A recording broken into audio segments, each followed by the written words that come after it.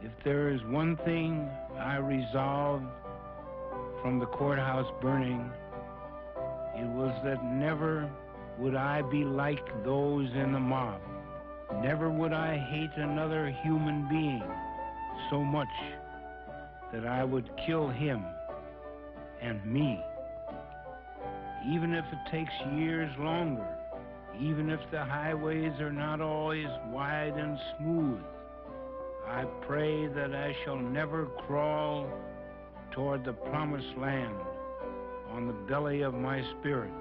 The humanity common to all men transcends race, nationality, and color.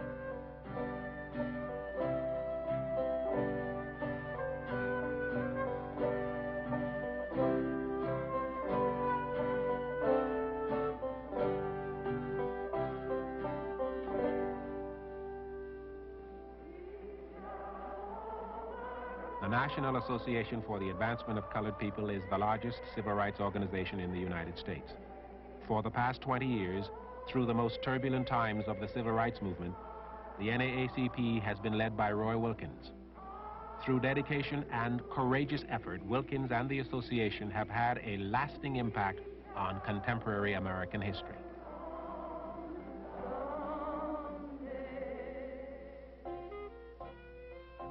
The NAACP was founded in 1909, half a century after the Civil War ended slavery as an institution. But most blacks were still victims of poverty, discrimination, and racial hatred. In many states, laws kept blacks from the housing, schools, jobs, and voting rights that were available to whites. The association was founded on a daring notion that full integration of the races was a necessary and desirable goal. Through the many years of hardship in the struggle for racial equality, the NAACP has maintained its dedication to the theory of integration. The NAACP is dedicated to the no discrimination between citizens of the United States, black and white, and all in between. In the original call to form the NAACP in 1909, there was this phrase: recent history in the South shows that in forging chains for the Negroes, the white voters are forging chains for themselves. Roy Wilkins has been a steadfast and courageous part of that proud history.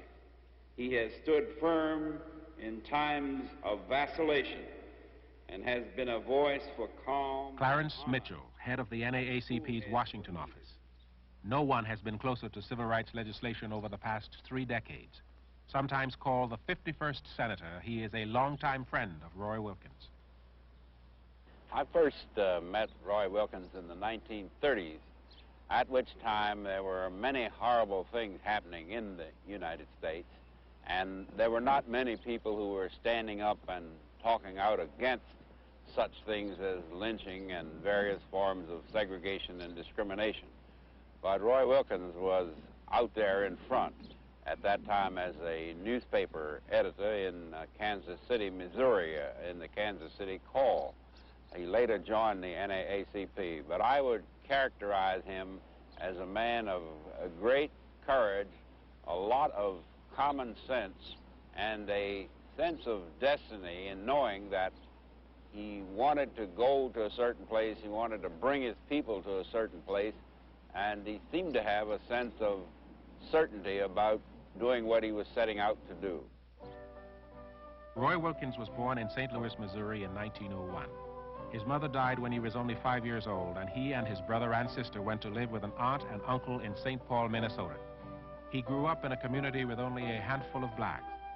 He attended mostly white public schools and spent his time mostly with white friends. Wilkins was an excellent student, and from early on his writing was powerful and clear. When he went to the University of Minnesota in 1919, he joined the staff of the student daily newspaper. After graduating, Wilkins owned and edited a black newspaper in Kansas City, Missouri. He stayed there until he joined the staff of the National Association for the Advancement of Colored People in 1931. Since then, he has had an influence on virtually every major step forward of the civil rights movement. In his leadership, he has avoided exaggeration and showmanship, but he has always been powerfully effective. When Roy Wilkins joined the NAACP in 1931, it must be remembered that this was 2 years after the Great Depression had descended on this country. There was tremendous unemployment among blacks, far, far higher proportionately than among whites in the country. There was also a tendency to try to blame the blacks for various kinds of things that were happening. It wasn't necessary for an individual actually to commit a crime. All he had to do was be suspected, and he could be lynched. The theory was that you could maintain a special place for black people, a special place for white people.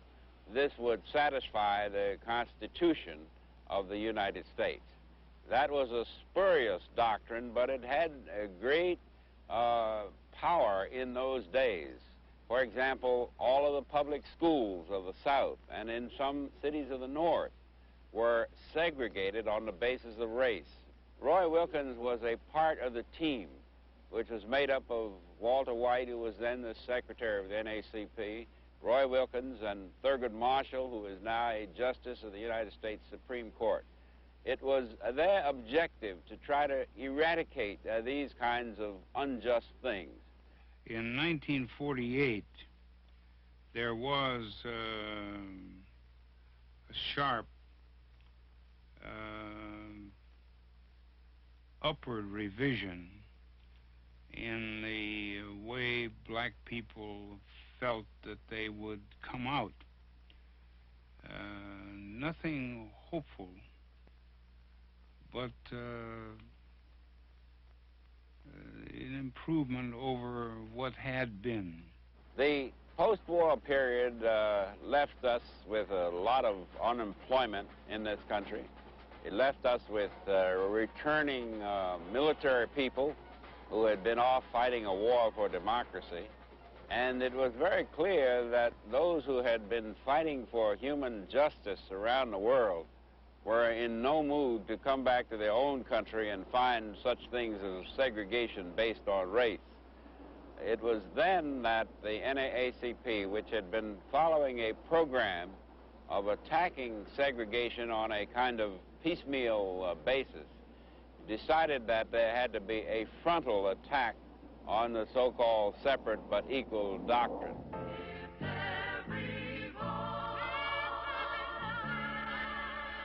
It would take a landmark decision by the United States Supreme Court to overturn the laws that kept black children separate from white children in schools. Roy Wilkins worked with Thurgood Marshall and other NAACP lawyers to devise a strategy for a Supreme Court test. They enlisted expert witnesses who testified about the psychological and social harm of segregation to black children. They argued that racial segregation in the schools violated the United States Constitution. On May 17, 1954, the court handed down a momentous decision. In the field of public education, the doctrine of separate but equal has no place. Separate educational facilities are inherently unequal. The NAACP had been instrumental in winning the most significant civil rights victory since the end of slavery. As far as the impact of the decision, Brown versus Board of Education of Topeka, Kansas, had, it simply meant that the system under which thousands and thousands of Negroes had been educated prior to that time was dumped out the window. And there could no law be passed that my children could go to this school, and if I were white, they could go to that school. The 1954 decision spurred the NAACP and other activist groups to challenge segregation in housing, transportation, and public facilities. marches and sit-ins led to the arrest of many demonstrators. Roy Wilkins became executive director of the NAACP in 1955, and it was clear that there was much work yet to do. To gain true equality, not only the laws, but the attitudes and traditions of segregation had to be overcome. When Roy Wilkins assumed the leadership of the NAACP, the full impact of the Supreme Court school desegregation decision was felt. Unfortunately, there were many people, high government officials in the state, who mobilized a virtual arsenal of types of frustration to try to prevent that decision from being implemented. We had the scene of a governor of one state, the governor of the state of Arkansas, using the armed forces of that state to prevent black children from going to public schools. Roy Wilkins, at the helm of the NAACP, had to meet and deal with all of those problems. The story was getting across to America and to the world that the Negro was a human being, was an American citizen, presumably possessing inalienable rights which were being grievously and bestially violated, that the proud and free America could hardly hold its head high enough to escape the stench. Did we have courts? And to what end? Did we have a constitution? For whom? What of our vaunted slogan, equal justice under law? In the period of the 60s, there was a great awareness on the part of blacks that by using their political power, they could elect officials to public office who would be sympathetic to their cause. This resulted in enormous participation in presidential and local elections by blacks, and it also brought into the White House a man who had the reputation of being very concerned about human rights and individuals. That, of course, was President John Kennedy. Around that type of thing, there grew a belief that something dramatic had to be done to spark up the actions that were already underway in the Congress to try to get certain kinds of legislation passed. It was A. Philip Randolph, one of the elder statesmen among the blacks, Martin Luther King, Roy Wilkins, and others from the religious community, from labor and other places, who got together and hit upon the idea of having what was called a March to Washington. In 1963, the NAACP helped organize and staff history's largest protest against inequality. 250,000 people, black and white, came to Washington to tell the American Congress that it must pass laws prohibiting discrimination against blacks. We felt that it was going to be a flop. and we were afraid that it was going to be, you know how people are. But we went ahead and came out. We came out about noon, and the people were flocking down there. The March on Washington went far beyond everyone's hopes, and it offered a forum for one of the most eloquent speeches the Reverend Dr. Martin Luther King ever made. I have a dream that one day this nation will rise up and live out the true meaning of its creed. Free at last, free at last. Thank God Almighty, we are free at last. I don't think anybody will ever recover the feeling, the universal feeling that came out of the March on Washington. The March on Washington in 1963 led eventually to the passage of many laws breaking down segregation and inequality in employment, voting, and housing. In the 1960s, it was important to have a framework in which to operate. Roy Wilkins supplied that framework. I believe it was a very simple one. He pointed out that the Constitution of the United States sanctioned the use of activities such as picketing and such as demonstrations. He pointed out that the people had a right to petition their government for redress. He also pointed out that there were times when you had to have direct confrontation in order to challenge injustice.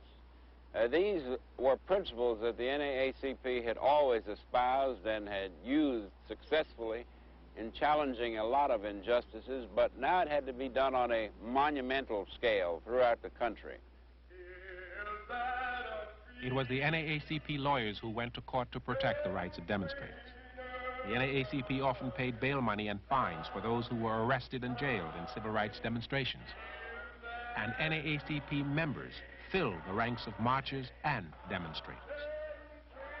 Roy Wilkins traveled to Jackson, Mississippi in 1963 to join Medgar Evers, a field secretary of the NAACP.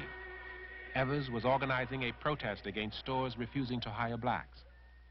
12 days later, an assassin killed Medgar Evers. In his hands, he's got the big round word. I went down with Medgar Evers to protest the denial of employment by Woolworth stores. It was only 12 days before he was slated to go.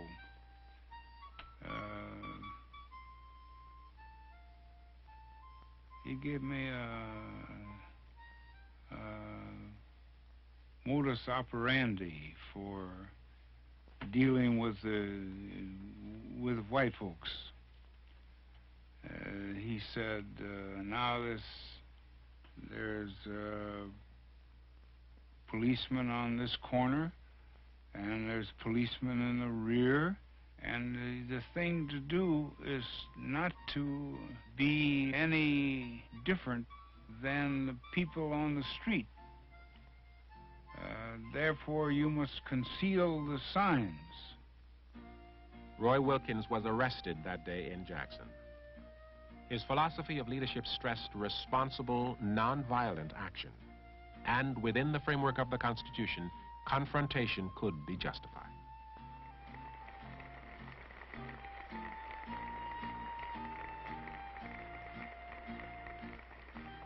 After 20 years of active leadership of the NAACP, Roy Wilkins retired.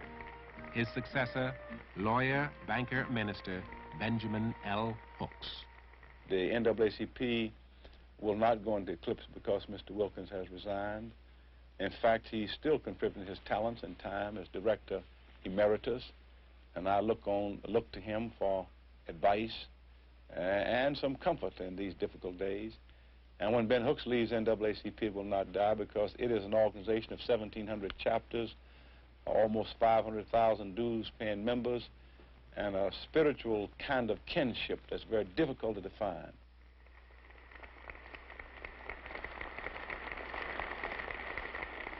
Roy Wilkins has had a lifelong dream to see the burden of segregation and inequality lifted from his people and his country.